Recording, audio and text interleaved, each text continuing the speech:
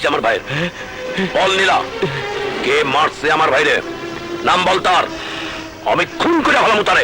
না ভাইয়া, দাদাকে খুন করতে গিয়ে ভাইয়া নিজেই অ্যাক্সিডেন্ট করেছে। মৃত্যুর হাত থেকে আমাকে ওই দাদাই বাঁচিয়েছে ভাইয়া। কি কি বললি? হ্যাঁ ভাইয়া, এতদিন যে দাদাকে খুন করার জন্য আমার শরীরের প্রতিটি রক্তকণা টকবক করত, সেই দাদাই আজ তার নিজের শরীরে রক্ত দিয়ে আমাকে নতুন জীবন দিয়েছে। দাদা সত্যি মহৎ, ফেরেশতার মতো মানুষ, যাকে পায়ে ধরে সালাম করা যায়, খুন করা যায় না। আমার দুশ্মন, আমার শত্রু, যার নাম মনে হইলে আমার রাইতের ঘুম হারাম হইয়া যায়, আর সে কিনা আমার ভাইয়ের জীবন বাঁচাইছে।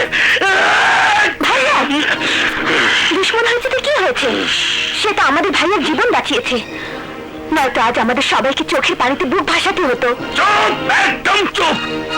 কাল সকালে যখন রাস্তায় বাইরামু, তখন ওই দাদায় আমারে আঙ্গুল তুলে কইব, ওই টাইগার, তোর বাইরে মৃত্যুর হাত থেকে আমি বাঁচাইছি, তোর ভাইয়ের জীবন আমি ভিক্ষা দিছি।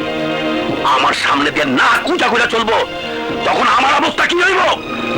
আর এই ড্রাগন যতদিন পাইচা থাকবো, ততদিন ওই দাদার গুণগান কইরা এই বাড়িতে দাদারে ফেরেশতা বানাইয়া ভালাইব। হ্যাঁ ভাইজান, আজ থেকে ওই দাদার সঙ্গে আমাদের কোনো শত্রুতা থাকবে না।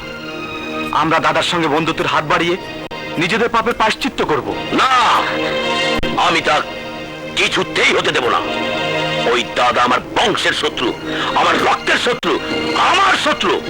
আর ওই শত্রুর ভিক্ষা দেওয়া আমার ভাইয়ের জীবন আমি বাঁচায় রাখবো না। কি করবে তুমি? ড্রাগনরা আমি খুন করে ফেলামো। কি বললে ভাইয়া? ড্রাগন আমাদের আপন মায়ের পেটের ভাই, আর তাকে তুমি খুন করবে? হ্যাঁ, যে আমার শত্রুর সাথে হাত মিলাতে চায়, সেও আমার দুশ্মন হয়ে যায়, আর আমি আমার দুশ্মনটা বাঁচায় রাখি না। ভাইজান,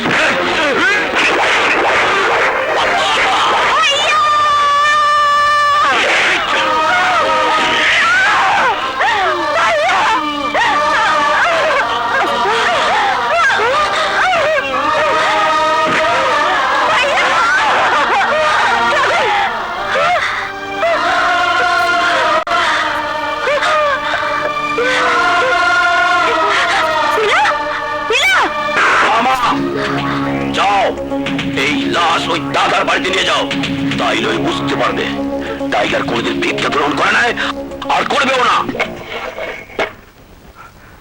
দাদা, দাদা, টাইগার ওর ভাইয়ের নিজে হাতে খুন করছে।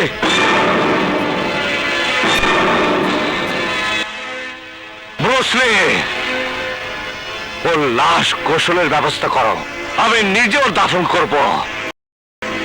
দাদা,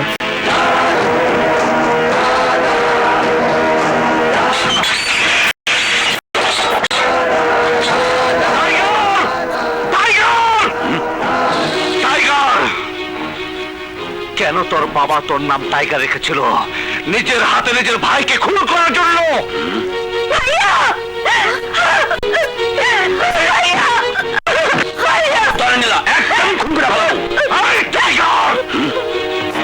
ভাইয়ের কাছে বোনকে আসতে বাধা দিলে আমি তোকে খুন করে ফেলবো। এসো, তোমার ভাই লাশের কাছে এসো।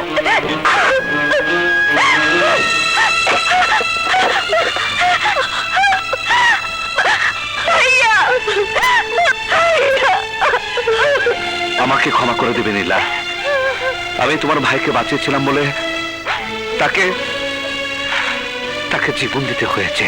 আমার ভাইকে আমি বাঁচাতে পারিনি, আপনার জন্য অন্তত শেষবারের মতো আমার ভাইকে দেখতে পেরেছি। আপনি আপনি আমাকে ক্ষমা করে দেবেন। ভাইজান, আমাদের বোন নীলা দাদার সামনে হাত জোর করে ক্ষমা চাচ্ছে, আর তুমি দাঁড়িয়ে দাঁড়িয়ে দেখছো। একদম চুপ! ঘরের মেয়ে মানুষের উপর খুব তো জোর দেখাচ্ছিস, সাহস থাকলে আয়, আয় আমার সাথে মোকাবেলা কর। ওই সাহস থাকে তো আয়, আমাদের দাদা তোকে দেখে নেবে। কি দেখাইব? আমার ভাই আমি খুন করছি, তাতে কার কি? ভাই? কিসের ভাই? কেমন ভাই? তোর তোদের জন্ম কি একই মায়ের গর্ভে হয়েছিল? যদি হয়েই থাকে তাহলে মায়ের পেটের ভাইকে খুন করলে কি করে? যদি তোর মা বেঁচে থাকে তাহলে ছুরির আঘাত তুই তোর ভাইকে করিসনি, করেছিস তোর মায়ের বুকে। তোরা শুধু মিথ্যে অহংকার আর দম্ভের জোরে মানুষের জীবন নিতেই পারিস, কিন্তু মানুষের জীবন দিতে পারিস না। কিন্তু দ্বিতীয়বার যাতে ভুল না হয় তার ব্যাখ্যা আজ আমি করে যাব। এই কি দেখছো? লাশ ব্যবস্থা করো।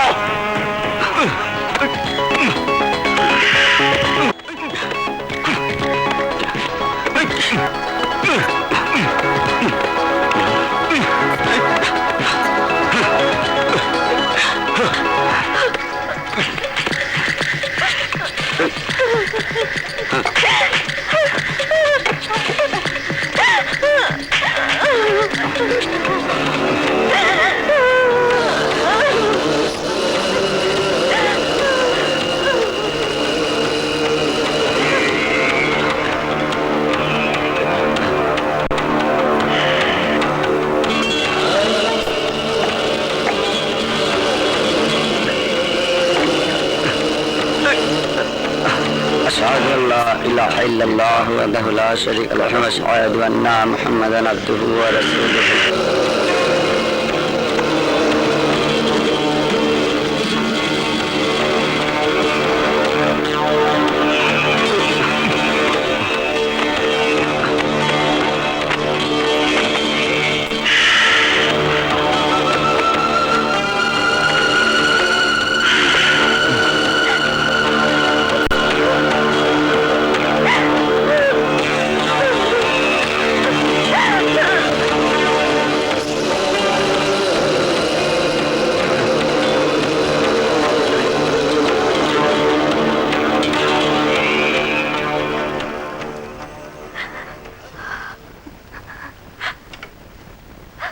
কবর দেখে তুমি তোমার ভাইয়ের স্মৃতি মনে করবে, আর ওই পাপীরা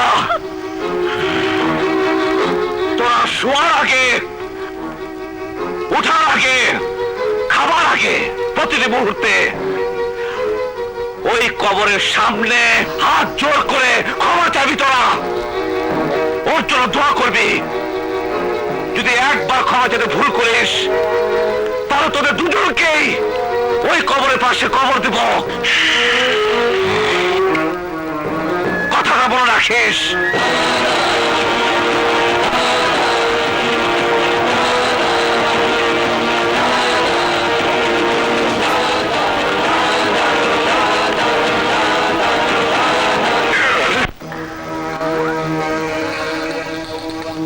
কি? আপনি এত বড় সাহস? আপনি দাদা চেয়ারে বসেন? জানেন এই চেয়ারের একমাত্র মালিক দাদা।